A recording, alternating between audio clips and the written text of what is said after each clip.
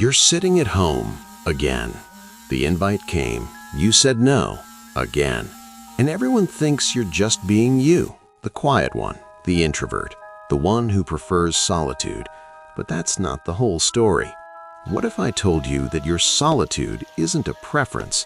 What if it's a defense mechanism you built so well that you forgot it was armor?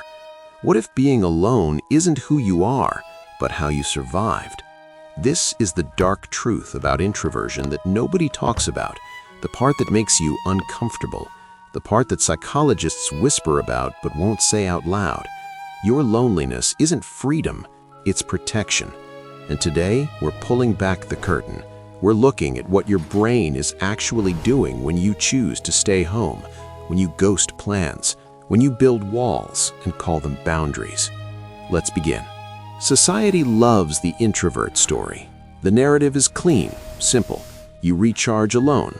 Extroverts recharge with people. Introversion is your personality type. It's on the Myers-Briggs test. It's scientific. It's who you are, right? Wrong. That's the surface.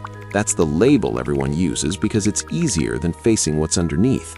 Introversion isn't just about energy. It's about safety. And most introverts don't realize they're running a program that was written years ago, maybe decades ago. A program that said, people hurt you, distance protects you, solitude is safer than rejection, and you've been executing that code ever since, without questioning it. But here's the problem. You can't tell the difference anymore between choosing solitude and needing it, between wanting space and hiding from pain, between being an introvert and being afraid. And that confusion is costing you. Let me show you what I mean. Let's talk about the first insight, the defensive architecture. Your brain didn't just decide one day that parties are draining. Something taught it that. Something scared it, and it built walls. Think about it. When did you first start saying no to invitations? When did "I need alone time" become your default answer? When did you stop trying to connect and start protecting yourself instead? There's a moment, a memory, a wound. Maybe it was childhood. Maybe you were the kid who tried too hard, who got laughed at, who shared too much and learned that vulnerability gets punished. So you stopped sharing, you retreated, you became the quiet one. Or maybe it was later, a friendship that betrayed you, a relationship that broke you, a group that excluded you, and your brain made a calculation. It said, this hurts too much, we're not doing this again. Walls up, doors locked, problem solved. And it worked for a while. The walls kept the pain out. The solitude felt peaceful compared to the chaos of connection. You convinced yourself this was who you were, an introvert, someone who thrives alone, someone who doesn't need people. But here's what your brain didn't tell you.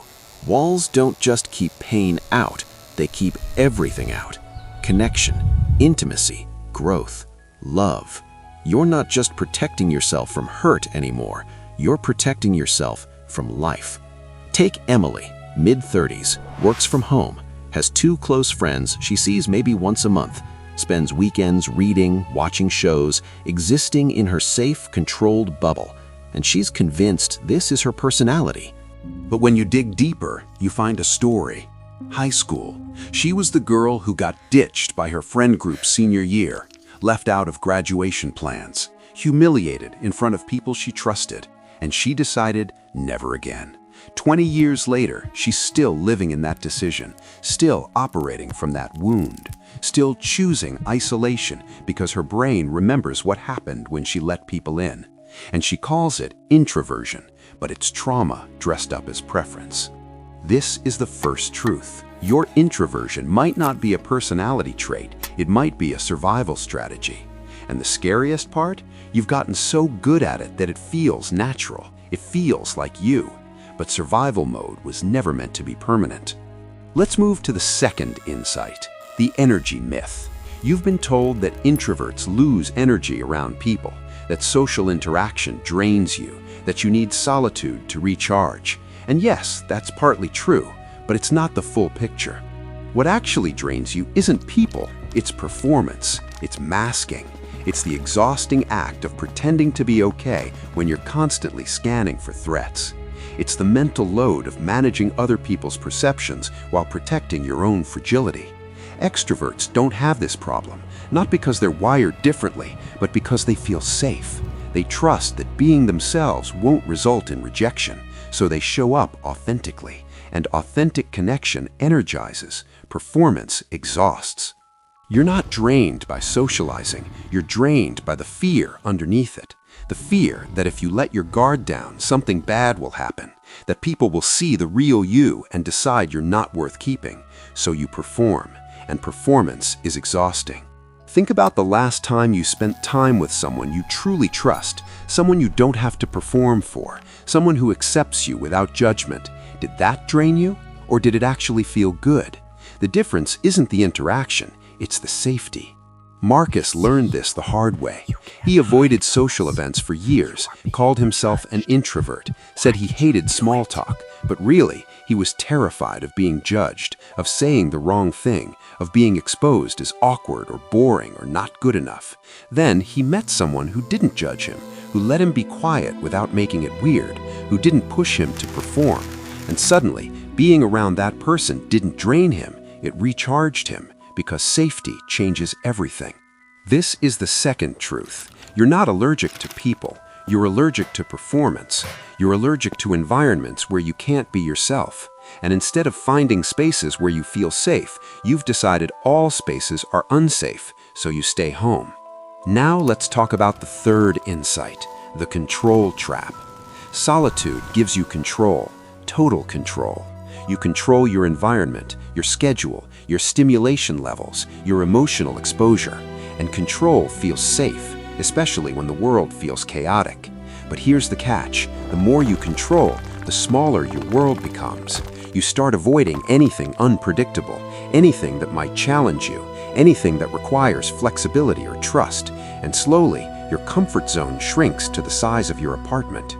You tell yourself you're being selective, that you're protecting your energy, that you're honoring your introverted nature, but what you're actually doing is avoiding risk. And life requires risk. Growth requires risk. Connection requires risk. You can't control how people will react to you. You can't control whether you'll be accepted or rejected. You can't control whether relationships will work out or fall apart. And instead of accepting that uncertainty, you've eliminated the variable. You've eliminated people. Sophia did this. She built a life where she never had to depend on anyone, never had to ask for help, never had to be vulnerable. She told herself she was independent, self-sufficient, strong. But really, she was terrified of needing someone and being let down. So she stayed alone. She curated a perfect, controlled existence where nothing could hurt her. And it worked, until it didn't.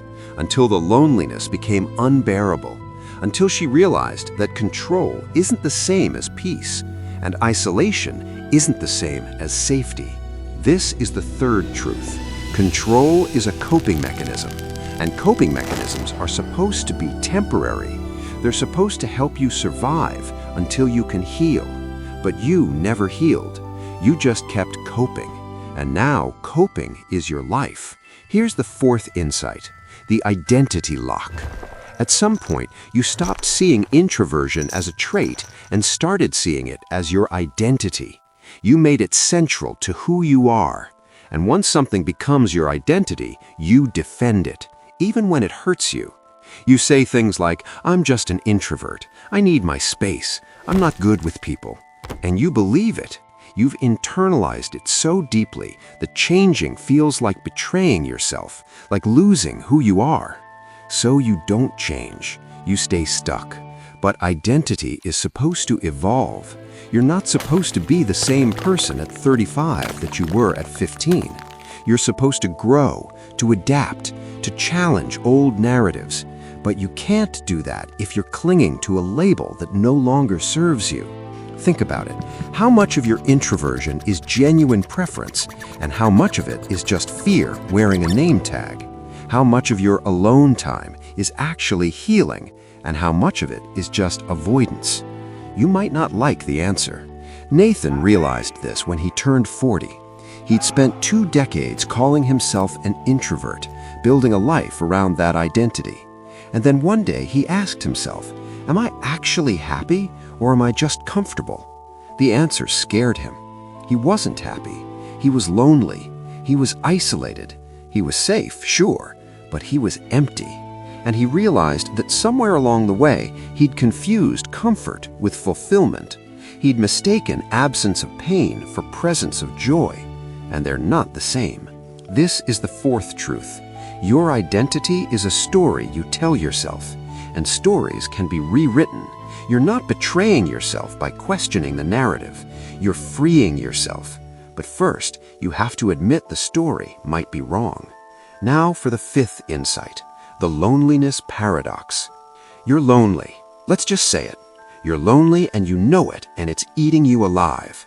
But here's the paradox. You're choosing it. Every time you say no to an invitation, every time you ghost a conversation, you're choosing loneliness. And you justify it. You say you're protecting your energy. You say people don't understand you. You say you're better off alone. But the truth is simpler and harder. You're scared. You're scared of being hurt again. So you sabotage yourself first with isolation. Loneliness is a slow kind of pain. It doesn't hit you all at once. It erodes you, day by day. Interaction you skip, connection you avoid, until one day you wake up and realize you're completely alone, and you did it to yourself. But here's what makes it even darker. Your brain has adapted. It's learned to find comfort in loneliness. It's learned to romanticize solitude. It's learned to make isolation feel like a personality trait instead of a prison. And that's the most dangerous part.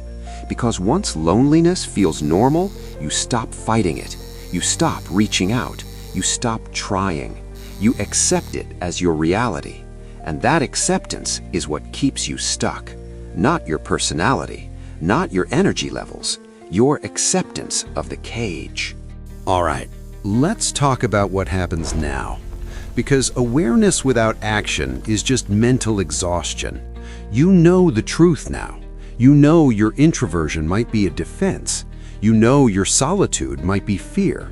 So what do you do with that? First, you stop defending it. Stop saying, I'm just an introvert, like it's a shield. Stop using personality labels to avoid hard truths. Start asking, am I choosing this because it serves me or because I'm scared? Be honest, painfully honest. Second, you test the walls. You don't have to tear them all down at once, but you have to start somewhere. Accept one invitation, send one message, show up to one thing that scares you. See what happens. See if the world actually ends. Spoiler, it won't. Third, you find your people. Not all people, your people. The ones who feel safe, the ones who don't make you perform, the ones who let you be quiet without making it weird. Those people exist, but you won't find them hiding in your apartment. Fourth, you separate fear from preference. Sometimes you genuinely need alone time. That's valid. But sometimes you're just scared. Learn the difference. One recharges you, the other isolates you. And if you can't tell which is which, that's a red flag. Fifth, you rewrite the story. Stop calling yourself just an introvert. Start calling yourself someone who's learning to trust again, someone who's healing, someone who's brave enough to question old patterns. That's a better story, and it's truer. Look, I'm not saying introversion doesn't exist. It does. Some people genuinely prefer smaller social circles, quieter environments, deeper conversations over shallow ones. That's real. That's valid. But it's not what I'm talking about here.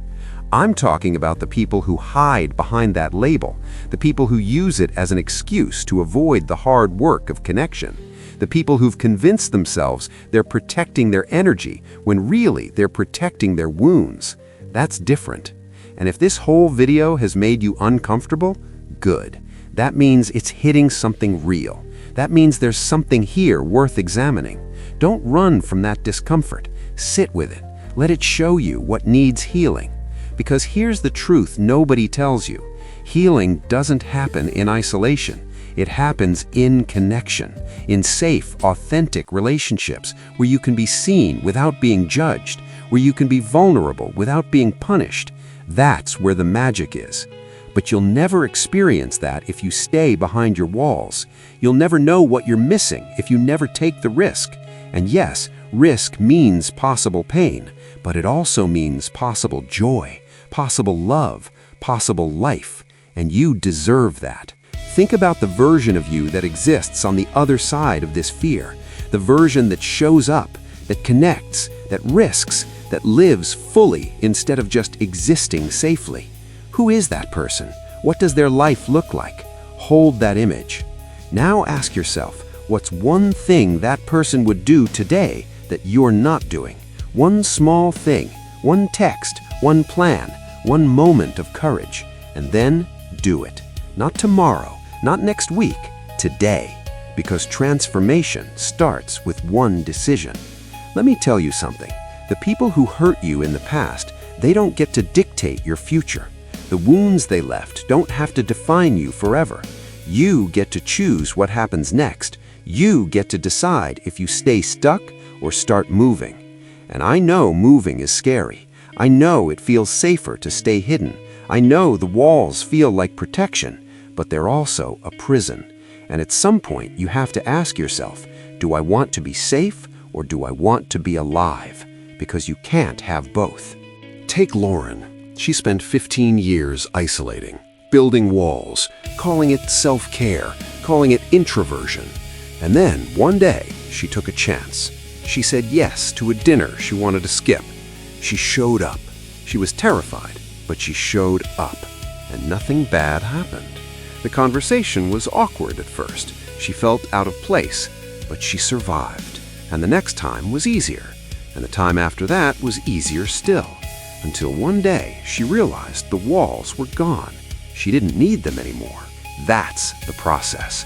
It's not dramatic. It's not instant. It's small steps, small risks, small moments of courage that add up over time. And eventually, you look back and realize you're not the same person who built those walls. You're free. But freedom requires action. It requires showing up even when it's uncomfortable. It requires choosing connection over control. It requires trusting that you're strong enough to handle whatever happens. And you are. You've survived everything so far. You'll survive this too. So here's your homework. Go through your messages. Find one person you've been avoiding, one person you ghosted, one person you've been too scared to reach out to, and send them something. Anything. Hey, how are you? That's it. That's the start. Or accept the next invitation you get, even if your brain screams no, even if every instinct tells you to stay home. Show up. Be present. Be awkward if you have to, but be there. Because presence is the antidote to isolation. Connection is the cure for loneliness.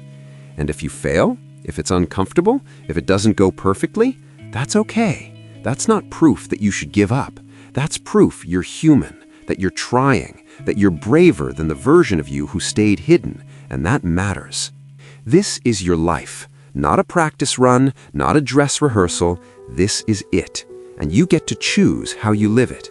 You can stay behind your walls, safe and small and alone.